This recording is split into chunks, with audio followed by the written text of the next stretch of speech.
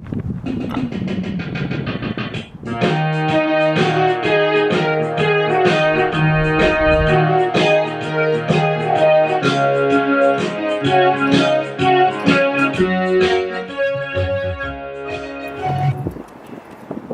this is Sandy Nightfavor. And I'm Sage Canaday.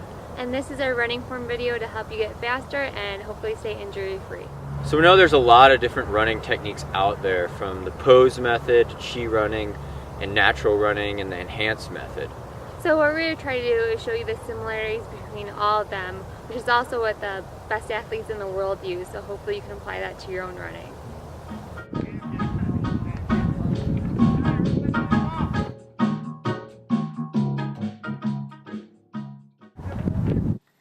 So here I'm just leaning forward, and I'm leaning by my ankles and making sure not to lean by my hips. And just by leaning forward, I'm letting gravity just naturally propel me forward and get into my run that way. A good way to reinforce proper leg motion is to practice marching. By doing this drill, you'll be lifting your knees correctly and your feet will be positioned directly under the center of gravity. To really help with proper running form, you could practice skipping like this to work on quick and light feet. If you want to, you can imagine that the ground is a hotbed of coals. So the real key is to be quick and light on your feet. And another way to experience this is to run around barefoot.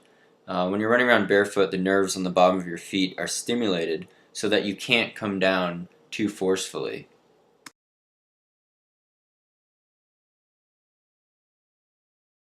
Today we're going to actually focus on the upper portion of your body, an often neglected part of running form, and we'll start with the head. And generally this is a mistake I make all the time. I'll start getting tired in the later stages of a race, and I'll start putting my head down. I'll start looking at my feet because I could just barely bear the thought of taking one more step. And you don't want to even look that far forward, but for good running form you do want to look farther forward, about 50 to 100 feet off in the distance, or maybe at that next pack ahead of you.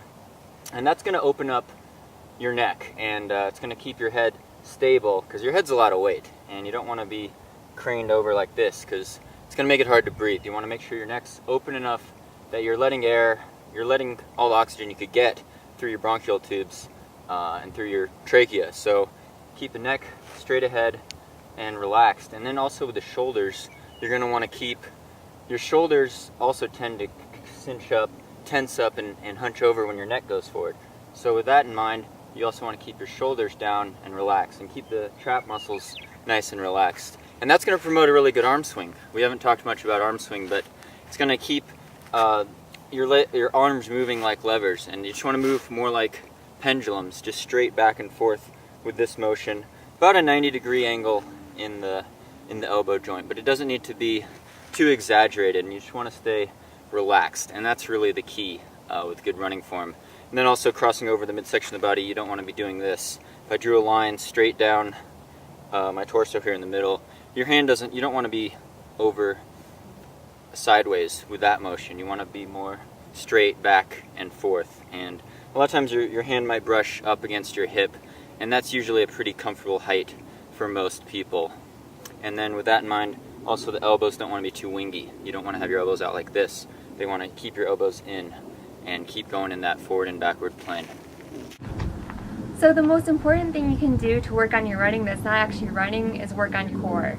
Even if you only do a minute a day, whether it's planes or bicycles or whatever you can find, that's better than nothing. If you can do 10 minutes of core work a day, that's even better. But the reason you want to do that is because towards the end of the race, or if you're going up a hill, people tend to start slouching a little bit. And at first I guess it kind of seems easier because it's your body's natural response, but then you're not getting all the airflow that you can get into your body, because you need to be straight up to get all that air. I mean, you want to be leaning forward, but you don't want to slouch. So if you can work on your core, it's going to help you just kind of like stay strong towards the end of the run or going uphill, and it's going to let you get all that airflow you need to get in to keep running strong and fast. So another thing you could do to help improve your form and kind of iron out the kinks with your biomechanics is to do strides. And basically strides are about 90% of an all-out top speed sprint. And you could do this on your local track, you could do it on a flat road surface. And basically what it is you run for about 15 to 20 seconds, slowly accelerating to about 90 to 95% of your maximum speed, trying to run with really good form, really good turnover, and just thinking about all those things we mentioned before. And you could do this at the end of an easy run, you could do this before a speed workout to get warmed up, but it really enforces proper running mechanics because you can't run fast without any wasted motion. And between each 20-second effort or so, or 100 meters, you want to rest, give yourself a complete recovery, so you don't want to be winded going into the next one. So usually, that'll take maybe 2 minutes, a minute or so, just to catch your breath so you're not building up any lactic acid. And the importance is just being quick and light on your feet and running with proper form. And this really is going to help your efficiency at all slower paces, even if you're racing a marathon, ultramarathon, 10K or 5K, half marathon. It doesn't matter. 180 steps per minute is kind of the ideal stride rate that you want to strive for. Obviously there's some variation, 170 to 190 steps a minute would be okay, but 180 is usually going to get you that optimal cadence and that optimal length of stride that you want, no matter what speed you're racing at. You count the steps you take in a minute with a 1 foot. So you just look at your watch, set it for a minute, and then just count the times you step with either your right or left foot. It doesn't have to be both feet, that would be kind of hard, so just count the landing of 1 foot. And then when you're done, you multiply that by 2, and then that's your stride rate.